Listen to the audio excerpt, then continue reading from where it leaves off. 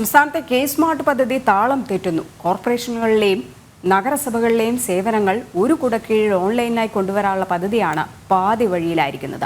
കോടികൾ ചെലവഴിച്ച് നടപ്പിലാക്കാൻ ഉദ്ദേശിച്ച പദ്ധതി എങ്ങുമെത്താത്തതിൽ പ്രതിഷേധവും ശക്തമാണ്.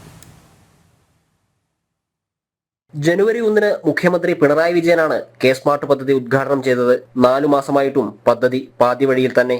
നികുതി, ജനന, മരണ, വിവാഹ സർട്ടിഫിക്കറ്റുകൾ തുടങ്ങിയ സേവനങ്ങൾ കാലതാമസമില്ലാതെ നൽകുക എന്ന ലക്ഷ്യത്തോടെയാണ് കെ സ്മാർട്ട് തുടങ്ങിയത്. എന്നാൽ ഒന്നിനും മുന്നൊരുക്കമില്ലാത്തതിനാൽ താളം തെറ്റുകയായിരുന്നു. കോഴിക്കോട് ഉൾപ്പെടെയുള്ള സ്ഥലങ്ങളിൽ D&O ലൈസൻസുമായി ബന്ധപ്പെട്ട പ്രശ്നങ്ങളുമുണ്ട്.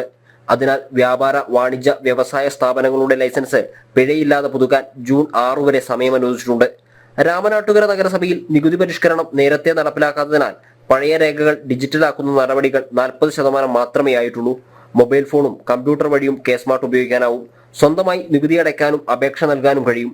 എന്നാൽ പദ്ധതിയിൽ പാതി ഇപ്പോഴും കടലാസിലാണെന്ന് മാത്രം. സ്മാർട്ട് ഫോൺ ഉപയോഗിക്കാൻ പലർക്കും അറിയാത്തതുകൊണ്ട് തന്നെ ഭൂരിഭാഗം പേരും ഇപ്പോഴും അക്ഷയ കേന്ദ്രങ്ങളെയാണ് ആശ്രയിക്കുന്നതും.